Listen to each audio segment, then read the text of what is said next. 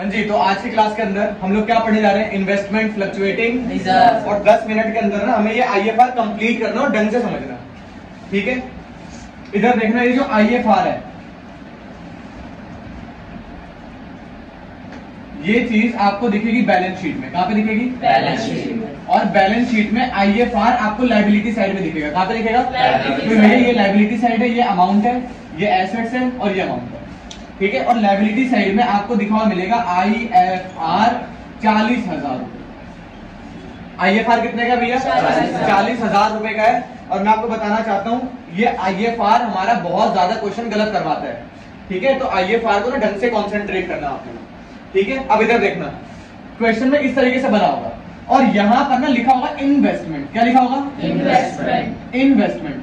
मान लो इन्वेस्टमेंट है 1 लाख रुपए की। इन्वेस्टमेंट कितने की है? 1 लाख रुपए की इन्वेस्टमेंट है। ये क्वेश्चन में ऐसे ही होगा। क्वेश्चन में एसेट साइड में वो क्या दिखाई जाएगी? इन्वेस्टमेंट। और लायबिलिटी साइड में क्या दिखाया जाएगा? आईएफआर। इधर सुनो, इन्वेस्टमेंट 1 लाख रुपए की लिखी हुई है, ये 1 लाख रुपए की वैल्यू को बोलेंगे बुक वैल्यू। आराम से समझते जाओ, ये चीज समझ में आ रही है नहीं आ रही है? जो बुक के अंदर अमाउंट होगा, जैसे मैंने एसेट साइड में इन्वेस्टमेंट 1 लाख रुपए लिख रखा है, तो ये 1 लाख रुपए को क्या बोला जाएगा? Book value. और मार्केट में कितने का मिल रहा है उसको बोला जाएगा मार्केट वैल्यू। ये 2 पॉइंट समझ में आ रहे हैं नहीं आ रहा है? यार मेरी बुक में कितने का पड़ा हुआ है? 1 लाख। मैं गया मार्केट में जाके पूछ रहा हूँ, भाई मेरे पास इन्वेस्टमेंट पड़ी हुई है, मैं आपको बेचूं तो बताओ कितने में खरीदोगे? उसने बोला मैं आपकी इन्वेस्टमेंट को खरीदूंगा 70,000 रुपए में। सुनते रहना, मैं आपकी इन्वेस्टमेंट को कितने में खरीदूंगा? 70,000 में खरीदेगा। मैंने बुक में कितने का दिखा रखा है? तो यहाँ पे अगर मैं इन्वेस्टमेंट को बेचूं तो मुझे प्रॉफिट होगा, लॉस होगा? लॉस होगा। कितने का लॉस होगा?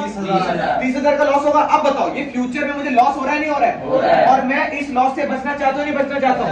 तो लॉस से बचने के लिए मैंने रिजर्व बना दिया। अब मैं क्या करूंगा? मैं बोलूंगा सही है, ये 30,000 रुपए मेरी जेब से नहीं जाएगा, ये 30,000 रुपए मैं कहां से यूज कर लूंगा? आईएफआर। इसीलिए आईएफआर का कॉन्सेप्ट है।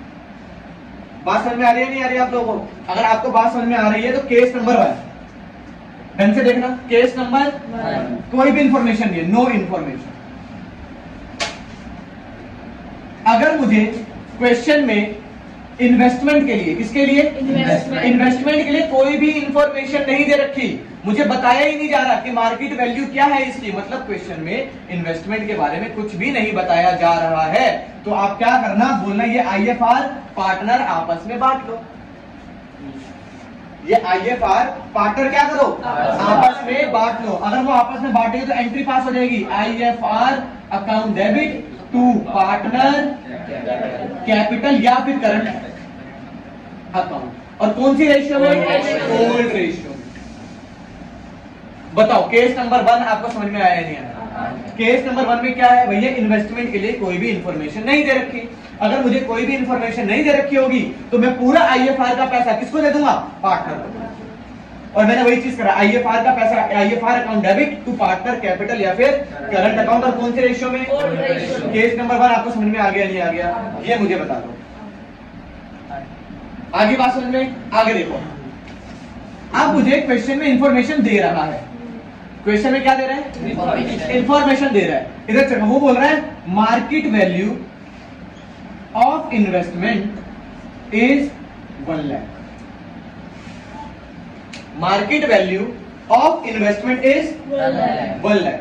बात समझ में आ रही है नहीं आ रही है आप लोगों को? अब सुनो, मुझे बोल रहा है कि भैया मार्केट में इस इन्वेस्टमेंट की वैल्यू कितनी की है? 1 लाख। अब मुझे क्या करना है? तो सुनो, मैं बोलूंगा, इधर देखना, मैं बोलूंगा मार्केट वैल्यू है 1 लाख। फिर मैं अपने बुक में चेक करूंगा मेरे पास कितने की पड़ी हुई है। बुक वैल्यू मेरे पास भी कितने की पड़ी है? 1 लाख। मार्केट वैल्यू भी 1 लाख, बुक वैल्यू भी 1 लाख। तो क्या मैं यहाँ पे आईएफआर यूज करूंगा? नहीं। तो समझ ही नहीं आ रही। नहीं। आगे बात में मैं क्या कहना चाह रहा हूँ भैया, मार्केट में ही कितने का पड़ा हुआ है? 1 लाख का। मेरी बुक में भी कितने का पड़ा हुआ है? 1 लाख। अगर मार्केट वैल्यू बुक वैल्यू के बराबर है, that means market value is equal to book value. जब मार्केट वैल्यू बुक वैल्यू के बराबर है तो भैया वहां पे मैं आईएफआर कहां यूज कर रहा हूं? और जब मैं आईएफआर यूज ही नहीं करूंगा, अगेन ये पूरा का पूरा पैसा किसको मिल जाएगा? पार्टनर को ओल्ड रेशियो में सेम एंट्री कर। तुम लोगों को बात समझ में नहीं आ रही?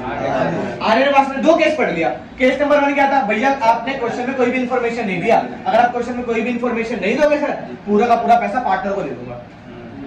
केस नंबर 2, इस बार इंफॉर्मेशन दिया उसने, और इस बार क्या इंफॉर्मेशन दिया कि भैया जो मार्केट वैल्यू कितनी है, 1 लाख। अगर मार्केट वैल्यू 1 लाख है, फिर मैं अपना बुक वैल्यू चेक करूंगा, बुक वैल्यू भी कितना है, 1 लाख। अगर मार्केट वैल्यू और बुक वैल्यू दोनों बराबर है तो उस केस में भी क्या बोलूंगा, आईएफआर तो यूज ही नहीं हुआ। अगर आईएफआर यूज नहीं हुआ तो फिर मैं क्या बोलूंगा, सारा का सारा पैसा किसका है, पार्टनर को बांट दो। कौन सी रेशियो में, बताओ ये चीज आपको समझ में आ रही है, नहीं आ रही है? सुनो, ये केस नंबर 1 था, और केस नंबर 2 मैंने आपको अमाउंट देके सिखाया है, पर इसका नाम है, इसका नाम है जब मार्केट वैल्यू बुक वैल्यू के बराबर होगी तब क्या करना है। जब मार्केट वैल्यू बुक वैल्यू के बराबर होगी तो सेम एंट्री पास करनी है, सेम एंट्री एज अबव। ये पॉइंट आपको समझ में आ रहे हैं या नहीं आ रहे? आ रहे? दो केस आपको समझ में आ गए या नहीं आ गए? आगे अब मैं जा रहा हूं केस नंबर 3 पर। कहां पे जा रहे हैं भैया, केस नंबर 3। ये दो केसेस हटा रहा हूं मैं, आपके मैंने नोट्स में सारे प्रोवाइड कर रखे हैं। अब केस नंबर 3 पे आते हैं। कहां पे आते हैं, केस नंबर 3। अब केस नंबर 3 में क्या होगा, मैं सीधा इसको ये बोलना चाहता हूं, केस नंबर 3 का मतलब book value is greater then market value. ये बोलना चाहता हूं मैं कि जो बुक वैल्यू किससे ज्यादा है, मार्केट वैल्यू से ज्यादा है। जो बुक वैल्यू किससे ज्यादा है, मार्केट वैल्यू से ज्यादा है। Book value is more than market value. इधर सुनो, बुक में दिखाया जा रहा है 1 लाख रुपए। कितने का दिखाया जा रहा है, 1 लाख। 1 लाख रुपए दिखाया जा रहा है। मैं मार्केट में बेचने गया, मैं मार्केट में बेचने गया और मार्केट में ये बिक रहा है 70,000 रुपए का। तो बताओ यहाँ पे बुक वैल्यू जो है वो मार्केट वैल्यू से ज्यादा है या नहीं है? भैया book value is greater then market value. ये चीज आपको समझ में आ रही है, नहीं आ रही है? आ रही है? इधर देखना, अब यहां पे चेक करना, बुक वैल्यू कितने की है, 1 लाख। ढंग से समझना, बहुत इंपॉर्टेंट बताने जा रहा हूं, फंस जाओगे आप लोग। बुक वैल्यू कितने की है, 1 लाख। मार्केट वैल्यू कितने की है, 70,000। क्या ये वाला केस है या नहीं? कौन सा केस है, book value is greater then market. ये आपको यहां से पता चलेगा। फिर चेक करना कितना ज्यादा है, फिर क्या चेक करना है, कितना ज्यादा। बताओ कितना ज्यादा है, 30,000 ज्यादा है। अब मुझे ये बताओ, ये जो 30,000 रुपए है, क्या ये आईएफआर से भी ज्यादा है? मेरे पास आईएफआर कितने का है, 40,000 का। ये है केस नंबर 3 का पॉइंट नंबर 1, कि जब बुक वैल्यू मार्केट वैल्यू से ज्यादा होगी लेकिन उसके बीच का डिफरेंस आईएफआर से ज्यादा नहीं होगा। नहीं है तुम्हें बात समझ? आगे बात समझे। इसी तरीके से मैं पॉइंट नंबर 2 बना रहा हूं। पॉइंट नंबर 2 चेक करना, बुक में कितने की दिया हुआ है, 1 लाख, मार्केट में गया तो 60,000 का बिक रहा है। बताओ बुक वैल्यू मार्केट वैल्यू से ज्यादा है या नहीं है? अगर बुक वैल्यू मार्केट वैल्यू से ज्यादा है तो मैं केस नंबर 3 में आ गया। अब सुनो, इसके बीच का डिफरेंस कितना है, 40,000। मेरे पास आईएफआर भी कितना है, 40,000। मतलब इन दोनों के बीच का जो डिफरेंस है वो आईएफआर के बराबर है। दो केस समझ में आगे नहीं आगे? Case number 1, book value market value से ज्यादा थी लेकिन इसके बीच का डिफरेंस जो है वो आईएफआर से कम था। केस नंबर 2 पे है, मतलब केस नंबर 3 के पॉइंट नंबर 2 पे है। यहाँ पे चेक करो, बुक वैल्यू और मार्केट वैल्यू दे रखी है, दे रखी है। क्या बुक वैल्यू मार्केट वैल्यू से ज्यादा है? Answer is yes. फिर मैंने चेक करा इसके बीच का डिफरेंस कितना है, और क्या ये डिफरेंस बिल्कुल एज इट इज आईएफआर के बराबर है या नहीं है? इसी में आऊंगा पॉइंट नंबर 3 और आप समझ चुके होंगे। इधर देखो, बुक वैल्यू कितने का है, 1 लाख, पर मार्केट वैल्यू है 50,000। अब इसके बीच का डिफरेंस कितने का है, 50,000। और मेरे पास आईएफआर कितना है, इसका मतलब इसके बीच का डिफरेंस आईएफआर से ज्यादा है। इसके बीच का डिफरेंस आईएफआर से ज्यादा है। अब सुनो, हम बार बार ना ये नहीं बोलेंगे इसके बीच का डिफरेंस, हम ये इसका एक नाम रख देंगे, इसका नाम रख देंगे फॉल इन वैल्यू। क्या नाम रख देंगे, फॉल इन वैल्यू। इधर देखो, फॉल इन वैल्यू। इधर देखो, इसके अंदर कितने रुपए की गिरावट आई, 30,000 रुपए की गिरावट आई। मेरे पास आईएफआर कितने का पड़ा हुआ, 40। इसका मतलब फॉल इन वैल्यू कम है, किससे कम है, आईएफआर से। इधर आते हैं, यहां पर भी गिरावट आई, बार बार गिरावट नहीं बोलेंगे, उसका नाम रख दिया हमने। क्या नाम है, फॉल इन वैल्यू। अब बताओ, फॉल इन वैल्यू आईएफआर के बराबर है, ये बन गया, fall in value is equal to IFR. इधर आते हैं, अब इधर आओ, यहाँ पे क्या लिखा है? Fall in value, fall in value, but इस बार fall in value is greater than IFR। आपको पहले केस पकड़ना है। जब आप केस पकड़ोगे तभी तो पॉइंट पे आओगे। मैंने आपको केस नंबर 1 बताया, पर देखो इस तरीके से करोगे तभी होगा।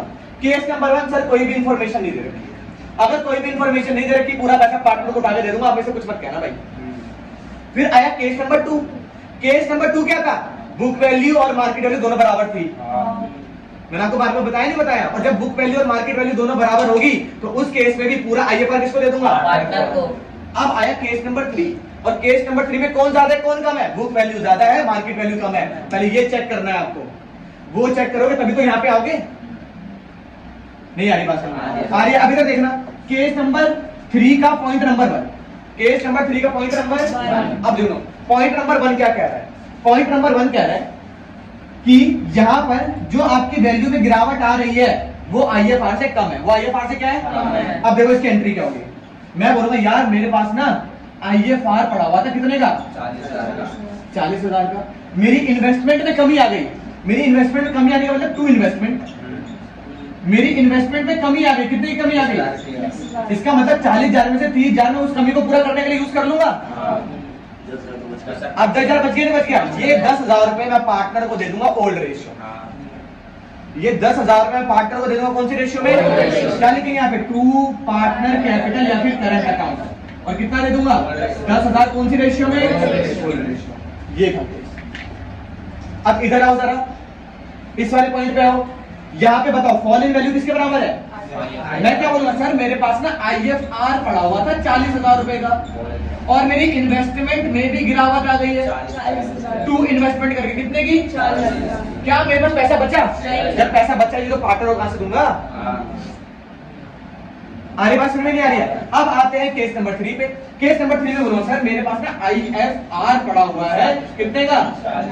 40,000 रुपए का, लेकिन सर टू इन्वेस्टमेंट कमी कितने की आ गई? 50,000 की कमी आ गई। यहाँ पे चेक करो, इस बार डेबिट में 10,000 रुपए कम है, और अगर डेबिट में 10,000 रुपए कम होंगे उसको क्या डालो? रिवैल्यूएशन में। यहाँ पे क्या लिखा? रिवैल्यूएशन अकाउंट में कितना डालूंगा? 10,000। फिर रिवैल्यूएशन में डाला रहेगा, फिर बाद में पार्टनर से लिया जाएगा। इसका मतलब यहाँ पे 2 एंट्री पास होगी।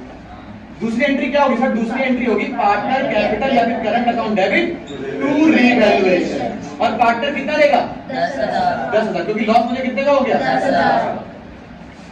ये था केस नंबर 3 में एंट्रीज। केस नंबर 3 में आओ। केस नंबर 3 क्या बोलता है? सिंपल पॉइंट है। केस नंबर 3 बोलता है बुक वैल्यू मार्केट वैल्यू से ज्यादा है। बुक वैल्यू अब सुनो, आप बोलना कितना ज्यादा है? क्या IFR से भी ज्यादा है? पहला क्वेश्चन। अगर IFR से भी ज्यादा है तो केस पॉइंट नंबर 3। अगर IFR के बराबर है पॉइंट नंबर 2। अगर IFR से कम है तो पॉइंट नंबर 1। मैं बोलूंगा मतलब कितना कम पड़ रहा है? वो बोल रहा है IFR 40 का है, गैप ना 30 का ही आ रहा है। तो कोई बात नहीं, इस 40 में से 30 का यूज कर ले। कितना बच गया? 10,000 बच गया। जा पार्टनर को दे दे। कमी कितने की आ रही है? यार जितना आपका IFR पड़ा है ना उतने की कमी है। और कोई बात नहीं, जितने का IFR उतने की कमी। क्या पूरा पैसा IFR का लगा दे, जहाँ पे पार्टनर को मत दियो। Point number 3। पॉइंट नंबर 3 में क्या बोला? IFR कितने का? 40 का। लॉस कितने का हो गया? 50,000 का लॉस हो गया भाई। मैं क्या बोलूंगा? IFR पूरा 40 यूज कर ले। यार अभी भी आप तो मुझे अपनी जेब से पैसा देना पड़ेगा जब पार्टनर से 10,000 ले लिया। तुम्हें बात समझ में आई या नहीं आई? ये था अपना केस नंबर 3। केस नंबर 4 रह गया, और केस नंबर 4 करेंगे हम नेक्स्ट क्लास। ठीक है, तो भैया केस नंबर 4 हम करेंगे नेक्स्ट क्लास।